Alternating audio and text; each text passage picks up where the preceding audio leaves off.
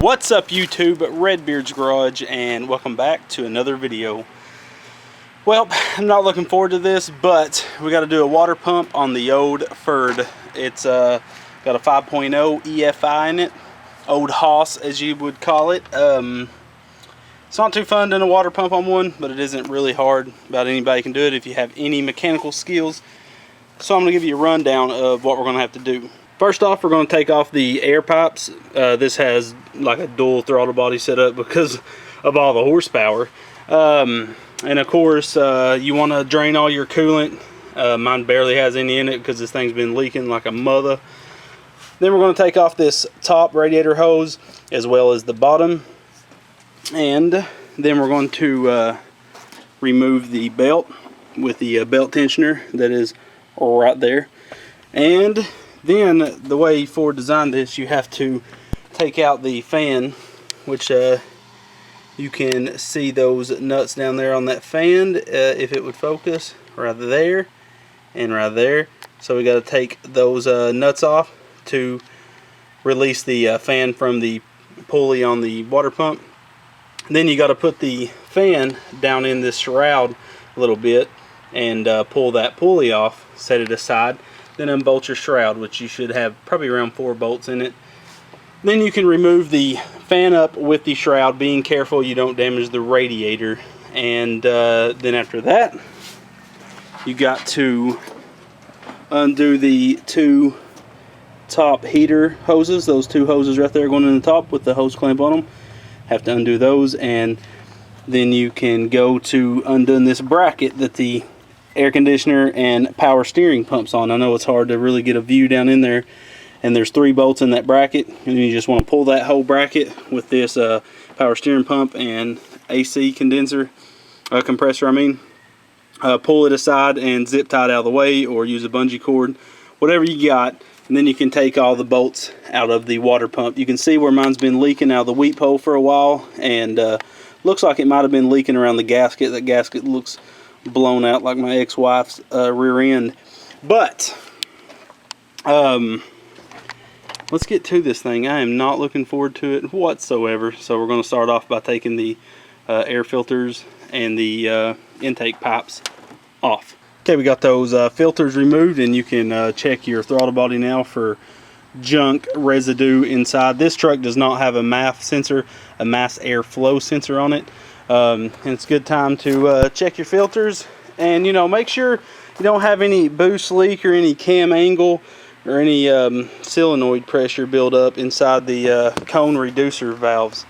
And now we're going to let it cool off a little bit more, because this puppy's she's a little bit warm still. And probably going to scrape all this old foam crap up that was under the original air box, because it's kind of crusty.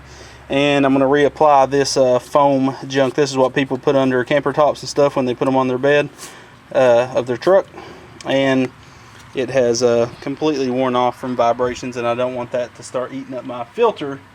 So we're going to reapply that and do a few things while we're letting this bad boy cool down. But I'm going to go ahead and start draining the water as soon as this thing cools down, and pull the camera back out. Okay, I've been having so much fun I forgot to turn the camera on.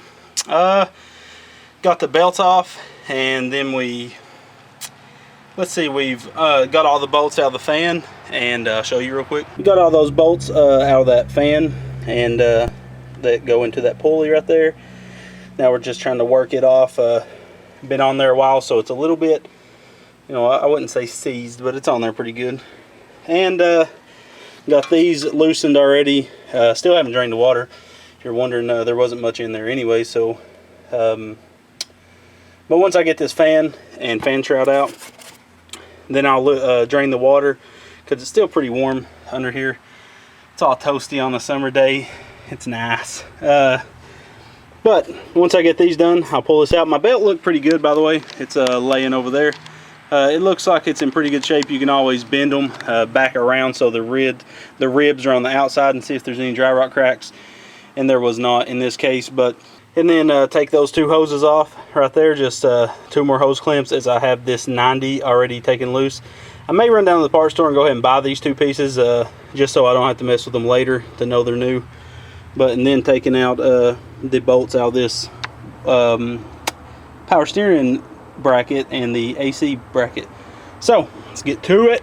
Okay, next I'm going to take those 3 bolts off. There's one here, one there, and one there, and then we can pull this whole setup aside and probably bungee cord it to the fender over here just to hold the weight up from you know, really pulling down on these lines, because this truck is a 1922 model and everything on it's usually a piece of S. So the next thing I'm going to have to do is after taking that bracket off is of course get that lower radiator hose off, and I am going to replace that section. As you can see, it's got like a metal like T type deal in it, and yeah, so you can tell that thing was pretty worn slap out. And there's also a bottom weep hole, and that mother's been pouring for some time. So yeah, hopefully this will be our water problem fixed, because I am tired. It never overheats. It gets right at the edge and then stays there. But there's my pulley. This goes on the water pump first, and then the fan slides on there and bolts right up. So let's get this. I'm gonna go find a bungee cord first and take those 3 bolts out after I find my bungee cord. Okay, we got those 3 bolts out of that power steering pump and AC compressor bracket. Now, every time I do a job, I want to be as professional as possible, so people see my work and they're like, that guy knows what he's doing. So, you know, you want to take your bungee cord and hook it under your fender and let it ride. I mean, this is pretty much factory paint and it's in mint condition. This thing was always garage kept and really took care of, waxed weekly. So you just want to barely hook that right there. You don't want to hook it too good, because you want like a 50-50 chance of it, you know, falling down and ripping lines out and stuff. I don't understand why people want to live so safe. I mean, that to me, you know, there's a good chance I may break a bunch of stuff, and I mean, that's living. So next we got to drain the water, because we still haven't. But then we can take out, I mean, this has only got water in it, don't have any antifreeze in it. This thing's been leaking like a freaking punctured wound. So I'll probably just undo that right there and go balls out, you know, and just let the water hit the ground. I mean, I'm not scared. If you think I'm scared, I mean, just look at what I'm doing. Everything I'm doing is to a pro's level, so you do the math. So now we're going to take out all those bolts and that little guy right there, and then we can put the new one on. By the way, there's the new one. It's a Gates water pump. Got it off Amazon for 25 bucks. You can't beat that. And if anybody says, you know, you're putting Chinese crap on that, Gates is actually an awesome brand. So let's get this mother done. Okay, after a few minutes, I decided it was time to really stop. It was time to stop bullshitting around. So I put my pro gloves on and took my watch off. As you can see, that's how you know it's time to stop playing around. So let's get this mother off. As hardcore as I was doing this, I figured I'd go full rogue assassin and just not drain the water whatsoever, and just absolutely murder this clamp, or this hose right here. Been really just puncturing it with this screwdriver and just pressing the living crap out of it to get it off there.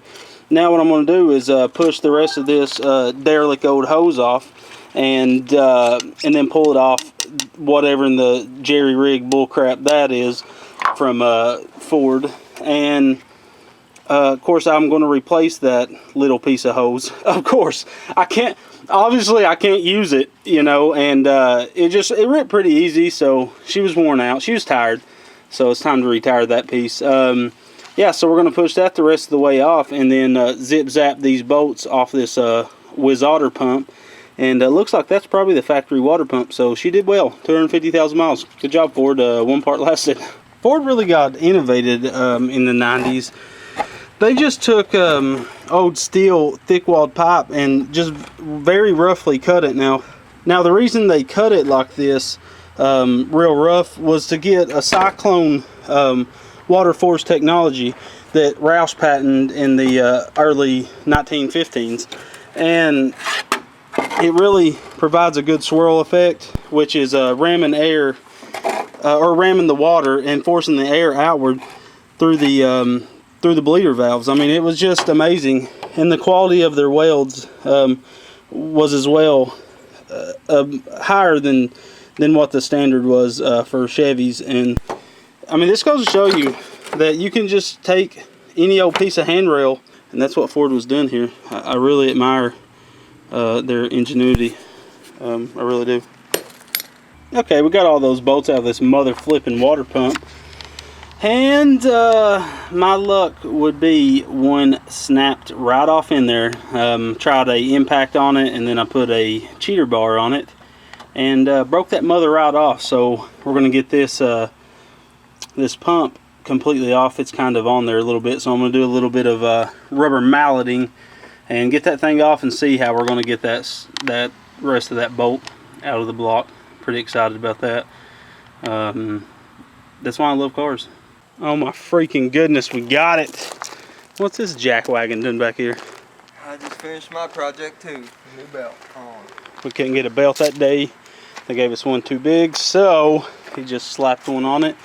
Got her all aligned, all nice. I'm just gonna start it up and see if the mother slings off. Let's hope not. Let's stand right in the way. What'd you say? From Napa, so there's always that possibility. Always a 90-10 chance. 90-10. Okay, now I gotta run to O'Reilly's to get the radiator hose. I actually cut one of the hoses that I didn't need to cut, like a jack wagon, and half of these old clamps are derelict and rusted up. So I'm gonna run and grab all that stuff, and that bolt that broke off, I don't know what I'm gonna do about that puppy. As you can see, that stud right there is the one that broke off. I may be able to weld onto it, you know, like put a nut onto it and then tack it on there, but I don't know if that mother's gonna want to come out. I may have to throw a little bit of heat to it. What do you think? I think it'll work. I mean, that I was putting quite a bit of force on it when she snapped, so maybe a mother effort. This is the way old trucks go, though. You can't be mad at it. She's old. It ain't her fault. It isn't her fault. It isn't her fault. Okay, we're going to weld this bolt onto that stud that's sticking out of the block that snapped off when we was in that mother effing water pump. So I've sanded all the coating off this. This was like a grade 8 gold style bolt. I don't know if you can slant that and tell, but hopefully this will weld to it really good and we can get that stud out of there. If not, we're going to be screwed. Okay, I fought with that mother effer and I'm done for the night. I welded two nuts to it. The first one broke off and the second one broke off. Let me grab it. It's on the floor right here. That was my first weld. Classy. And I had the shaft in it about that much. I just shoved the shaft right in it. And of course that wasn't that great of a weld. I mean, I could barely see out there. It's like 10:30 at night. But it's still hard to get that junk to attach to that bolt anyways. But anywho, what I'm going to do is, since it's only supposed to be torqued to 18 foot-pounds, so what I'm going to do is tomorrow I'm going to get a better bolt, you know, like a black bolt, because from what my brother said, all pretty much chrome and silver bolts are kind of galvanized, and it's real hard to get weld to stick to them, even if you sand them, which I sanded both nuts that I tried really well. But so what we're going to do is weld a new, we're going to cut the shaft, because the shaft is broke off flush with the water pump. So what I'm going to do is cut it back about another 1/4 of an inch, and then weld a new stud onto it, and then grind the weld, make sure, you know, we got a good weld. Maybe weld it 2 or 3 times and grind back the welds to make sure it really gets a good bite in it. And then slide the water pump on, make sure everything's going to clear, so we can put a nut that'll bite down and push against that water pump. Because like I said, 18 pounds of torque them down to 18 pounds, that's not too much, you know, pressure against it. So we should be able to make it hold just fine. It just sucks. I'm the type that'll drive me crazy knowing that's rigged, even though as long as we can get that bolt torqued down to 18 pounds, it's perfectly fine, but it'll drive me crazy. Absolutely crazy. But it sucks. That's all the video was tonight. I did get the brake tacked on. Let me show you that. So here's the brake setup. This is, like I said, a 110cc pit back brake. Links will be in the description where you can buy one. All I've got right now is that little booger welded on right there, just to hold it in place. And then I'm going to take a piece of flat stock and kind of lay it like this, you know, flat like that. and weld a bead across there, and then of course weld it across there, and then do one on the opposite side too. And then I'll flip it around, I'll trim that corner that's protruding out that way, trim it and round it off so it looks all nice. But that should be plenty to hold that. Worst case Ontario, I can take a piece of flat stock and run from here over to the side, but I don't think that'll be necessary. Once I get those 2 pieces of flat stock, it'll really be stiffened up, and you can see for yourself that it's perfect. So I'm really liking that quite a bit. I think it's going to look good on there. And if for some reason, you know, this is a bigger go-kart, and if it feels like it needs more brakes, like if we start wearing out pads really fast, more than we should, I should say, then what I'm going to do is just add another one and wide in. Put one right here and have dual disc brakes. I'll just space it apart the same as this right here, and put another one right here. I think that'd be pretty cool eventually, but for now I think this will do. And if not, like I said, we'll order another kit from China and we'll slap another one on there. But anyways, don't forget to like, comment, and subscribe. Check me out on Facebook and check out the rest of my videos. Guys, thanks for all your support. We're almost at 2,000 subscribers, and I can't thank you enough. A lot of videos to come, and my quality is supposed to go through the roof if I'd ever use my mother freaking new camera. But hit that like button, guys, and don't forget to subscribe. This is Redbeard's Garage, and I'm out.